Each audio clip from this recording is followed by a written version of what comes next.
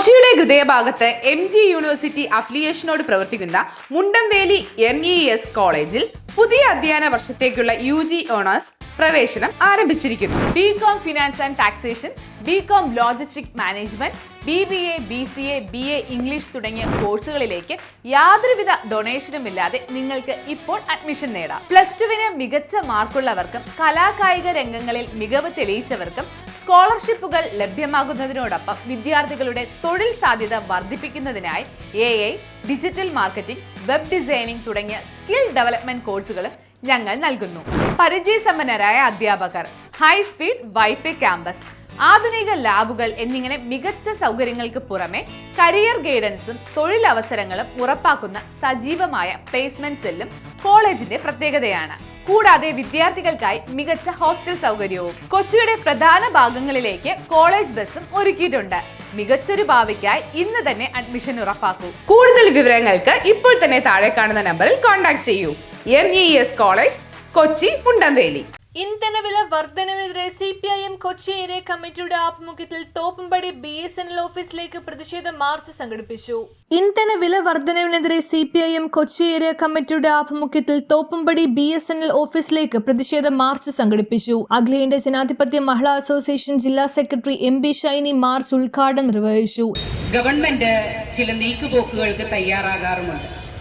പക്ഷേ ആ നീക്കുപോക്കുകളൊക്കെ ജനജീവിതത്തെ സുഖകരമാക്കുന്ന രീതിയിൽ നമ്മൾ ആവശ്യപ്പെടുന്ന തരത്തിലുള്ള മാറ്റം വരുത്തിയല്ല പലപ്പോഴും ഉണ്ടാകാറുള്ളത്. അങ്ങനെയൊക്കെയാണെങ്കിലും നമ്മുടെ പ്രതിഷേധങ്ങൾ കൊണ്ട് ചെറിയ മാറ്റം വരുത്താൻ പല ഘട്ടത്തിലും രാജ്യത്തെ ഗവൺമെന്റുകൾ തയ്യാറാകാറുണ്ട് എന്നുള്ളത് നമുക്കറിയാം. അതുകൊണ്ട് തന്നെയാണ് കഴിഞ്ഞ കുറേ നാളുകളായി നമ്മുടെ ജീവിതത്തെ പ്രതിസന്ധിയിലാഴ്ത്തുന്ന ഏറ്റവും പ്രധാനപ്പെട്ട വിഷയം, ആ വിഷയം ഇവിടെ സ്വാഗതം ആശംസിച്ചുകൊണ്ട് പ്രിയപ്പെട്ട രാജൻ സഖാവ് സൂചിപ്പിച്ചതുപോലെ ഇന്ധനവില വർധനവുമായി ബന്ധപ്പെട്ട് തന്നെയാണ്. ആ ഇന്ധനവില വർധനവുമായി ബന്ധപ്പെട്ട് നമ്മുടെ ജീവിതത്തെ മുഴുവൻ ബാധിച്ചുകൊണ്ടിരിക്കുകയാണ്. നമ്മൾ ഈ യോഗം നടത്തുന്നതിന് തൊട്ടടുത്ത് ഒരു കുഞ്ഞു ചായക്കടയുണ്ട്. സാധാരണഗതിയിൽ ഒരു യോഗം നടക്കുമ്പോൾ, നമ്മുടെ ഒരു പരിപാടി നടക്കുമ്പോൾ നമ്മുടെ ഒരു പകുതി പേരും ആ ചായക്കടയുടെ ഭാഗത്താണ് ഉണ്ടാവാറുള്ളത്. ഇന്ന് ആ ചായക്കടയുടെ പരിസരത്ത് നോക്കിയാൽ ഗതികെട്ടിരുന്ന, ഞാൻ നേരത്തെ വന്നതുകൊണ്ട് കുറച്ച് ചായ കുടിച്ചേ മതിയാവൂ എന്നുള്ളത് കൊണ്ട് ഞാൻ പോയി ചായ കുടിച്ചു, കുറച്ച് നമ്മുടെ ആളുകളും കൂടെ ചായ കുടിച്ചു. അതിനപ്പുറം ചായ കുടിക്കാൻ വേണ്ടി നമ്മളെ തയ്യാറാക്കാത്ത വിധത്തിൽ വിലവർദ്ധനവ് രൂക്ഷമായിരിക്കുകയാണ്. ഒരു ചായയുടെ വില ഞാൻ പറയേണ്ട കാര്യമില്ലല്ലോ, വിലയെല്ലാം തന്നെ പറഞ്ഞു പോകാൻ വേണ്ടി ഞാൻ ഉദ്ദേശിക്കുന്നില്ല. വേണ്ടി കഴിയാത്ത ഒരു സാഹചര്യത്തിലേക്ക് നമ്മുടെ നാട്ടിലെ വിലവർദ്ധനവ് മാറിയിരിക്കുകയാണ്. CPIM ജില്ലാ കമ്മിറ്റി അംഗം KM റിയാദ് അധ്യക്ഷനായി. ജില്ലാ കമ്മിറ്റി അംഗം KJ Maxi, area secretary PS Rajam, area committee അംഗങ്ങളായ MK Abi, KJ Antony, KA Ajesh, VC Biju, Benedict Fernandes, PJ Dasan, Soni K Francis തുടങ്ങിയവർ സംസാരിച്ചു. LDF ഭരിക്കുമ്പോൾ ഈ കേരളത്തിലെ ജനങ്ങളുടെ ജനജീവിതം എങ്ങനെയായിരുന്നു എന്നുള്ളതിന് നമുക്ക് അതിന്റെ വ്യത്യാസം ഇപ്പൊ തുടങ്ങിക്കഴിഞ്ഞു. വളരെ കുറച്ച് ദിവസങ്ങളായിട്ടില്ലെങ്കിലും സതീശൻ പറയുന്ന കാര്യങ്ങളൊക്കെ നമുക്കറിയാമല്ലോ. സോഷ്യൽ മീഡിയകളിലും മറ്റ് ദൃശ്യമാധ്യമങ്ങളിലൊക്കെ ഇങ്ങനെ കിടക്കുകയാണല്ലോ അദ്ദേഹം പറഞ്ഞ കാര്യങ്ങൾ. അതൊക്കെ എടുത്തിട്ട് അടിക്കാനുള്ള ആൾക്കാർ.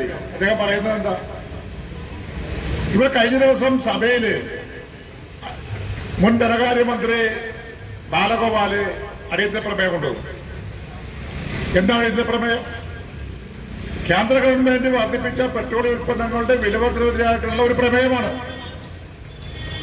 ആ പ്രമേയം അവതാരകനായിട്ടുള്ള ബാലഗോപാല് MLA നിയമസഭയിൽ അവതരിപ്പിച്ചപ്പോ അതിന് ഭരണാനുമതി കൊടുത്തില്ല.